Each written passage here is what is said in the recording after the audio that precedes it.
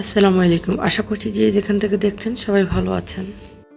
আজকের রেসিপিটা খুবই সহজ, আর যারা নতুন রাঁধুনি আছেন তাদের জন্য তো খুবই সহজ আর একদম বেস্ট একটা রেসিপি, অসাধারণ টেস্টি একটা রেসিপি।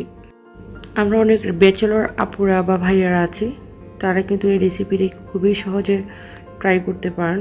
খুবই সহজ আর খুব কম সময়ের মধ্যে বানিয়ে ফেলতে পারবেন। এই রেসিপিটা হচ্ছে রুই মাছের ঝোল। এই রেসিপিটা যদি ফলো করেন তাহলে মাছটার অসম্ভব টেস্ট পাবেন, আর গ্রেভিটা যে কি টেস্ট লাগবে যেটা বাসায় ট্রাই না করলে বুঝতেই পারবেন না। রান্নাটি করার জন্য নিয়েছি কিছু রুই মাছ, কেটে ভালো করে ধুয়ে নিয়েছি, আর নিয়েছি 10-12টা মতো কাঁচামরিচ মাঝখান থেকে কেটে নিয়েছি, আর নিয়েছি কিছু ধনেপাতা কুচি, আর নিয়েছি পেঁয়াজ কুচি, আর নিয়েছি 2টো টমেটো কুচি। বাকি যে উপকরণগুলো লাগবে ওগুলো রান্না করতে করতে দেখা যাবে। এখানে আমি একটা প্যান নিয়েছি, প্যানে কিছুটা পরিমাণ তেল দিয়ে নিয়েছি। একটা আপু জানতে চেয়েছেন যে ভিডিও কিভাবে এডিট করা হয় বা কোন অ্যাপস দিয়ে এডিট করলে ভালো হয়।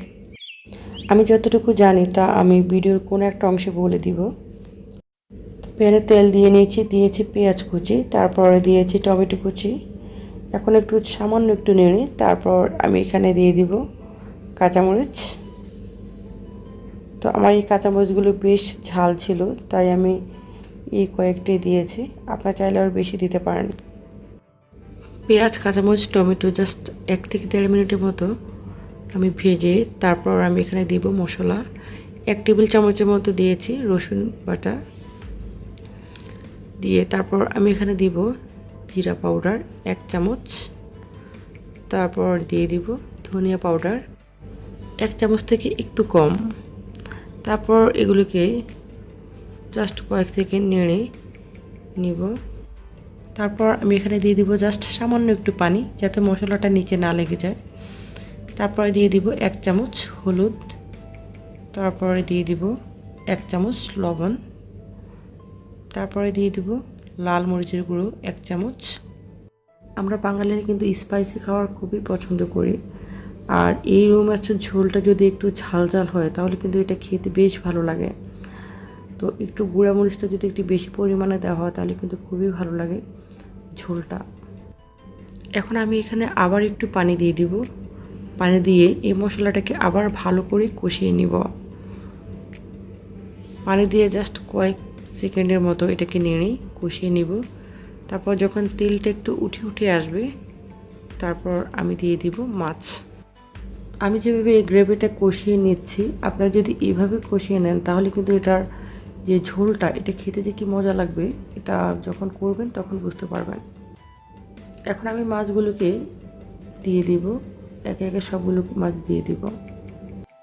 আমার চ্যানেলে আরও কিছু এরকম মজার মজার মাছের ঝোলের রেসিপি দেওয়া আছে, আপনারা চাইলে ঘুরে আসতে পারেন। আশা করছি আপনাদের অনেক ভালো লাগবে।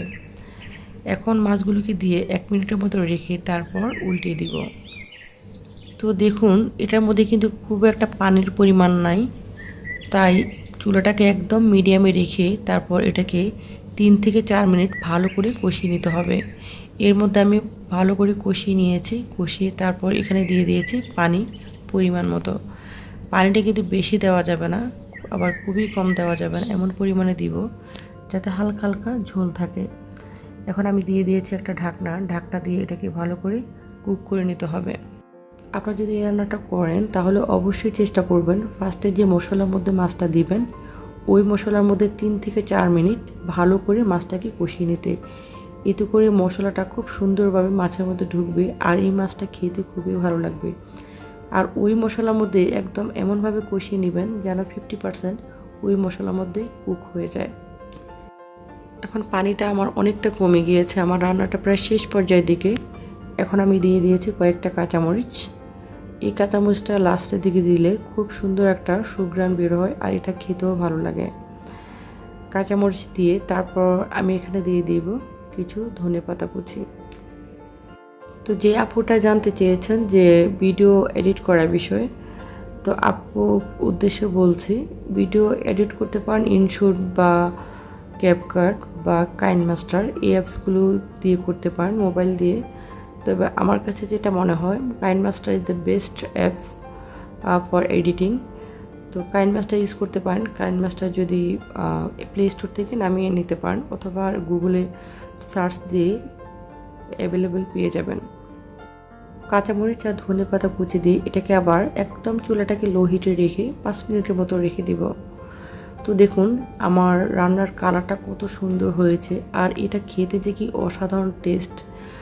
আপনার যদি এই মাছের ঝোলটা করেন আপনার মনে হবে যে না আর কিছুই লাগবে না গরম ভাতের সাথে।